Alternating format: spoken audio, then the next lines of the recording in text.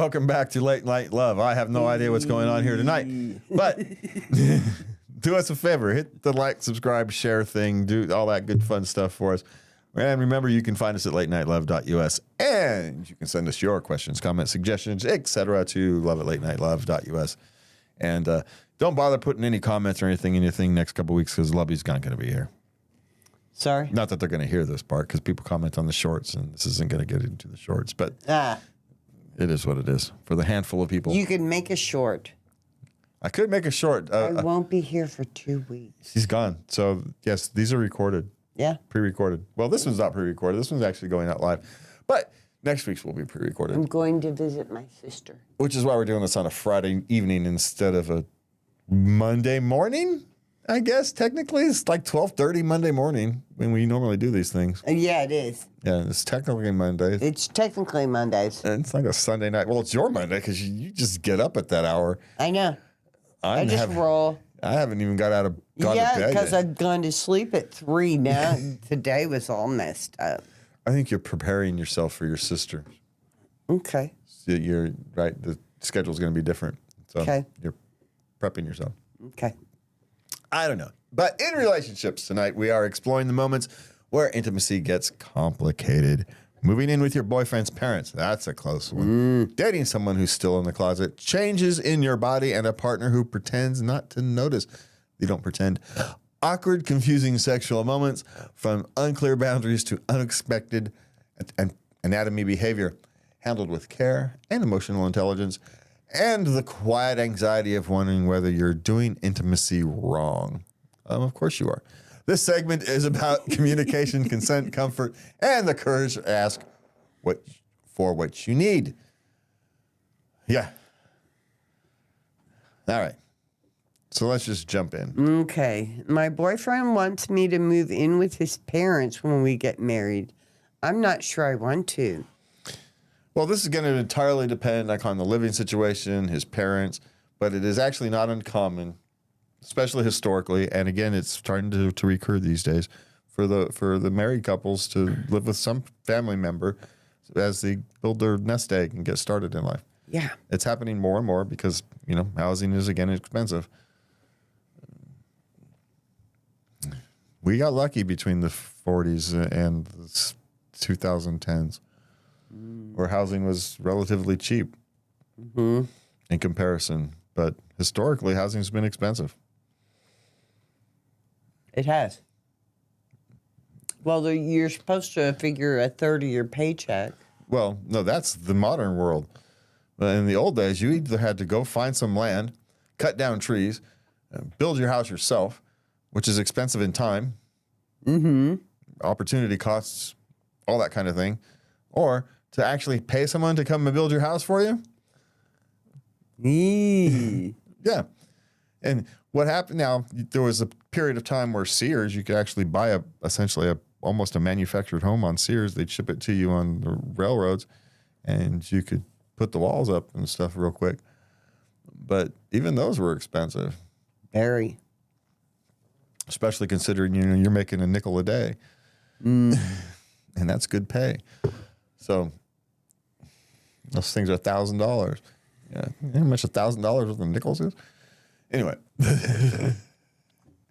I'm just saying that it's not uncommon. It's very dependent upon circumstances. Is it a small house? Is it a big house? Do you guys have your own bathroom? Are their parents chill or are they strict? That type of thing. What are you going to do about the kitchen? That's where always the friction always is in these things. So that's the one to solve. Yeah. That's the one you actually want to figure out. And talk about these things before with the parents. Yeah. What do they have to say? Especially the kitchen one. And get past the thing where, it'll be fine. Yes, it'll be fine because we're going to figure it out now. We're going to figure out, okay, what's going to bother you, what's not going to bother you, what's going to bother me, what's not going to bother me, because we're going to have to, right? So it's not all that uncommon. But, you can find yourself a small studio apartment and start your life that way. It's not an uncommon thing to do either. Yeah. I would buy for that if you're not sure. Yeah, but she could just be unsure for lots of reasons. So figure out why But definitely talk to the parents. Yeah. Figure out what your particulars are that you can't live without. And now maybe the reason she's unsure because his parents are, maybe they're overly religious or something, and so there's going to be more friction than she's comfortable with. That's perfectly fine, right? Yeah. You go and find yourself, but maybe they're perfectly fine, chill, laid back parents who are, quite frankly, maybe they're never home. They travel a lot, and so they're only home 4 months out the year. Or something. Yeah. Or they're like my mom, 6 months out the year, they're not at home. They're off traveling somewhere. So maybe it's something of that nature, and it's not such a big deal. But again, circumstances will dictate the actual answer to that. But make sure those friction points, bathrooms, kitchens, ins and outs, who's leaving, what's time in, company, how many people can you have company over? Is it, figure all those kind of things out. Yeah. Go through those difficult things. Okay. How do I deal with my boyfriend still being in the closet? These are two. He's 18 and the boyfriend is 19. Well, you either deal with this. This is the same answer I give anytime anybody gives me. How do I deal with? You either do or don't. There is no how. It's an internal decision. You either accept it or you don't. He's not ready for whatever reason to come out yet. You either accept that and respect it or you don't. And if you don't, you move on. That's what happens at 18 and 19 years old. Yeah. So it's quite simple. You do or you don't. There is no maybe. You do. Deal with it. You do or you do not. Or you do not. There's no middle ground. Yeah. If he's 30 and has been gay his whole life, yeah, okay. There's a little more flexibility to twist his arm a little bit. But at 19? 19, man, come on. Yeah, no way. You leave him alone. Yeah. Yeah, he's not prepped. He's not ready, and you don't want to be the one to push him faster or farther than he's ready for. He's not ready. If he's not ready, he's not ready. Yeah, for whatever reason. In 19, come on, man. He's got a lifetime to come out. He will, It's probably just what's going on in the United States nowadays.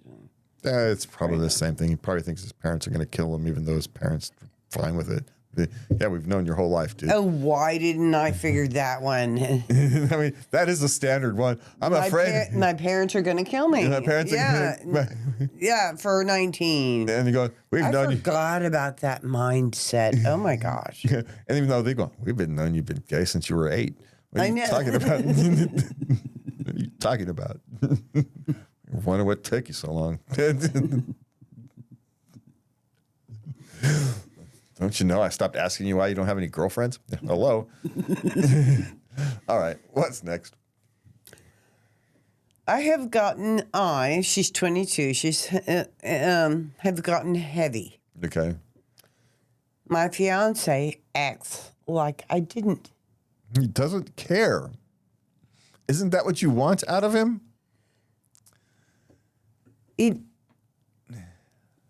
really doesn't register that much, except when you're intimate, things are in different places. Yeah, but you also do this slowly over time, and so you. So you can. But you also adjust. Okay. But he also doesn't care because it's not that part of you that he likes a lot.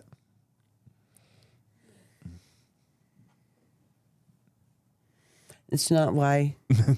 Yeah, That's why, he asked you to marry him because you're the one. Yeah, this is actually a compliment, and you're not taking it. This is a compliment to your personality, to who you fundamentally are as a human being, and you're not taking it. And what does this say about him? He loves you, the person. Now, here's the thing. He's going to be with you through the ups and downs of pregnancy. This is he knows you're going to be up and down. He knows. Well, here's the thing. Now, what she's worried about is he's not willing to be honest with her. Oh. And, right, that's what she's concerned about. It's a legitimate concern. He's going to, I'm 10 pounds heavier. She sees it. He may not. He may literally not notice. Right? It's no difference to him. He doesn't notice. Right? You guys can change your hair and we don't notice, and that's obvious. Am I wrong? No. Okay. So. I stopped walking into you and going, what do you think? About what? And then you would get this panicked look in your face and search my face quickly. You know? What am I supposed to be looking for? It's a trick? I don't know. I can't tell you what you were wearing this morning, and you asked me what do I think about I don't know. It's a shirt. What are you asking me for? I don't know anything.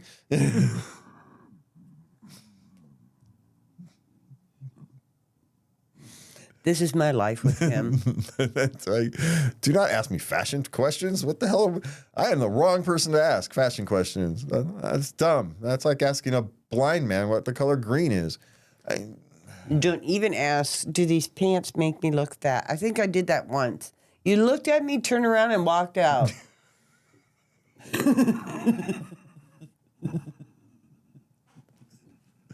Some questions you cannot answer. There's just no way to answer the question. So you don't. Get in trouble for that. Say nothing. Say nothing. It's like the Fifth Amendment. I have the right to remain silent. I can pull the CIA, the CIA thing. I can neither confirm nor deny what those pants look like.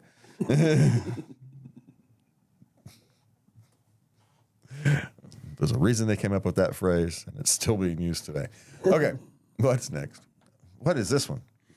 Okay, now we're getting into. Well, this was. Yeah, we're getting into the intimacy questions. This one's pretty raw. Okay. He took my tampon out with his teeth. I don't know if I'll see him again.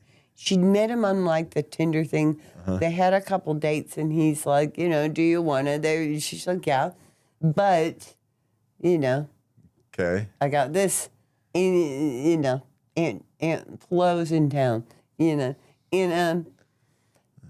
he's like, I don't care. Well, some people don't care. So she's like, okay. They started to get intimate, and then he pulls that move with pulling it out with his teeth. Well, it means he really doesn't care. Now, you are going to have to decide how, but, it is what it is.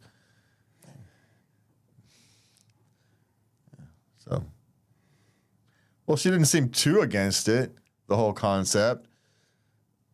She just wasn't expecting that. So is it? Yeah. Yeah. So now he's a little overly experienced, would be my, right? So. What you got is a very experienced guy. Yeah, maybe too experienced. Been there, done that. But hey, there's lots of things you do in life you do it for a time, and then it is what it is. You never see the person again. So I got no problem with that either. Mm. Especially since apparently this is just a Tinder thing, and yeah, it's just a Tinder thing. So it is what it is. Unless the next time you get, hey, you know who to call the next time you're in the mood and your aunt's in town.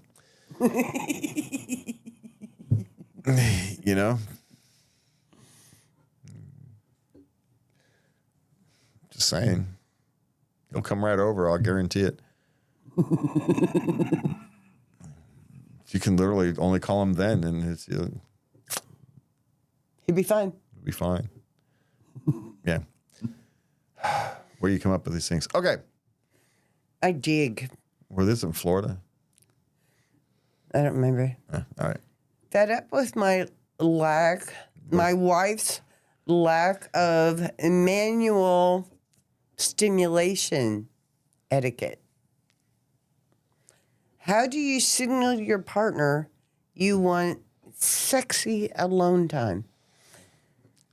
You know, y'all are just, why do you have to ask? Y'all are just so good at being sneaky. You've been sneaky since you've been 13 years old. She doesn't want to be sneaky. Do you think we announce it? Sometimes. Sometimes we do. I mean, your own euphemisms, but we know what you're talking about. We ain't dumb. And we know we know. So it's all good. Makes everybody feel better. It's all fine. So, don't signal, tell.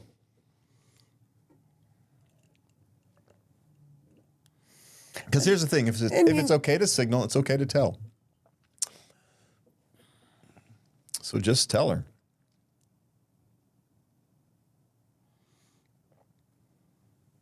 It's my suggestion. Now, not all women respond well to that, but which is why we end up being sneaky. Because we tease you. Yeah, so did our mother, which is why it's really annoying. Sorry. I did not know that. No, it's okay.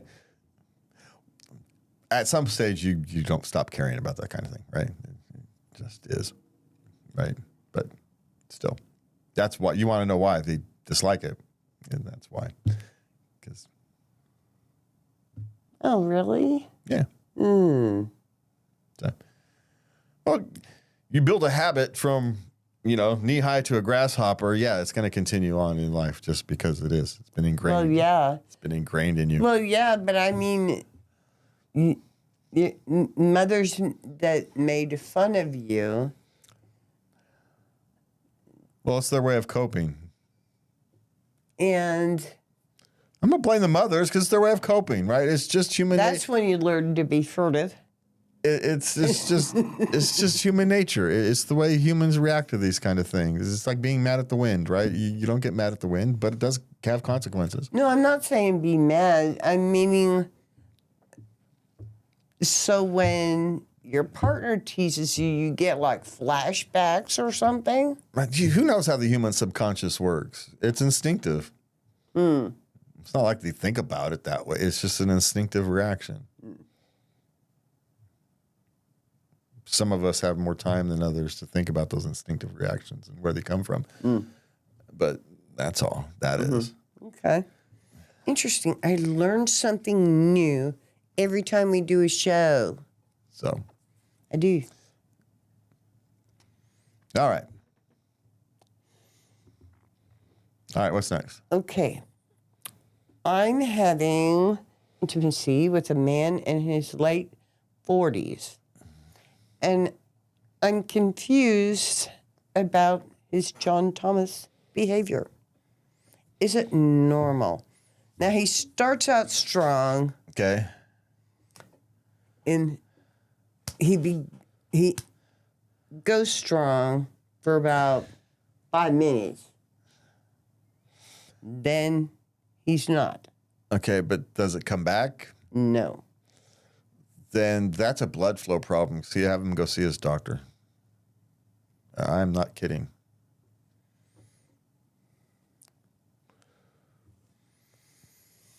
Okay.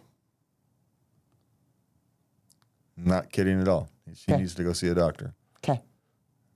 Because that's, I'm not going to guarantee you it's a sign of something worse, but it could very well be a sign of something worse. And he's in his 40s, and it's the time of where those things start to show up.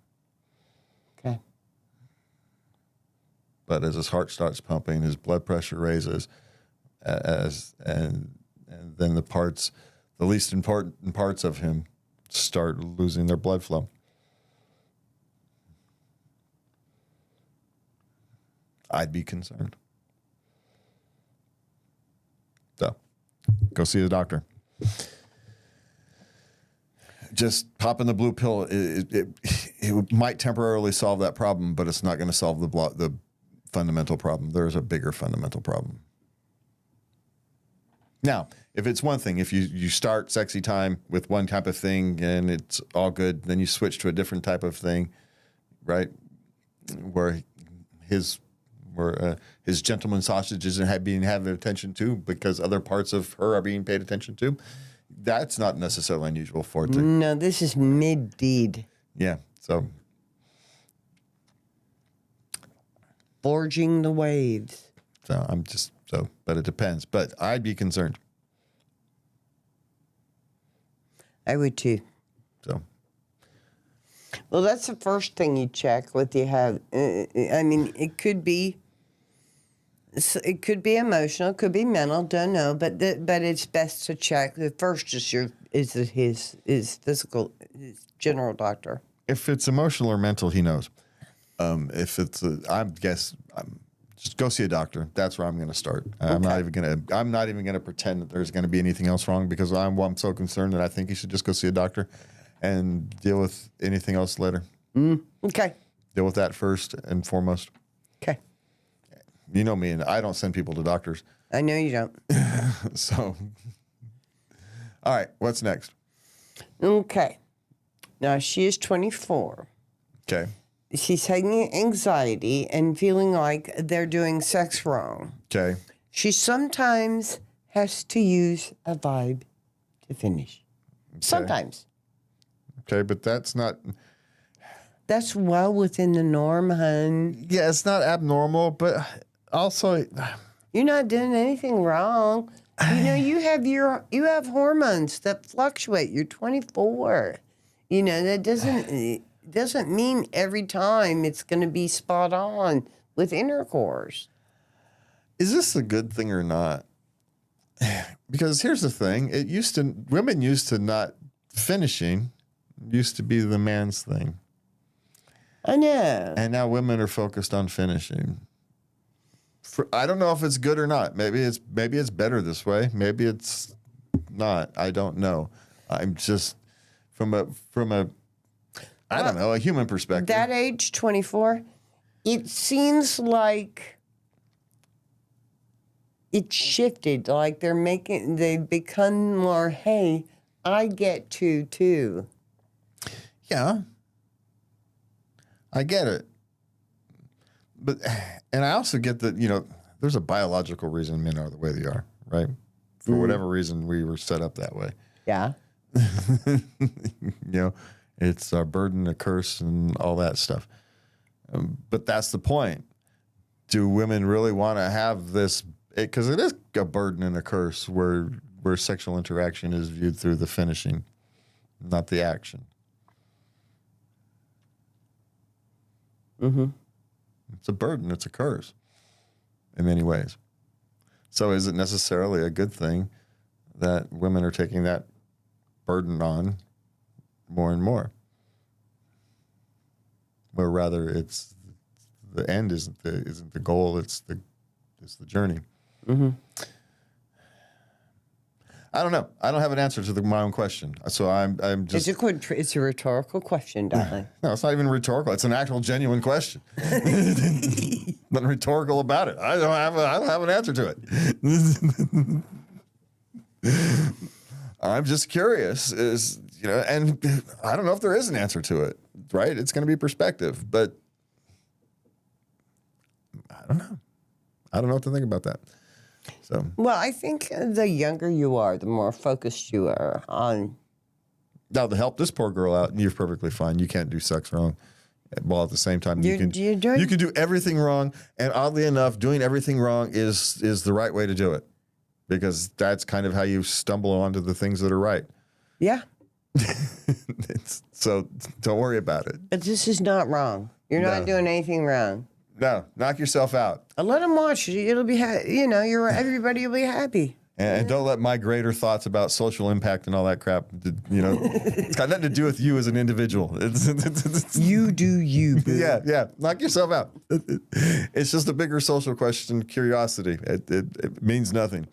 It's just a thought experiment. because, what do my thoughts have on an impact on the rest of the world? The world should not listen to me on that one. I'm just saying. But I think it should pose the question. I do think people should consider the question.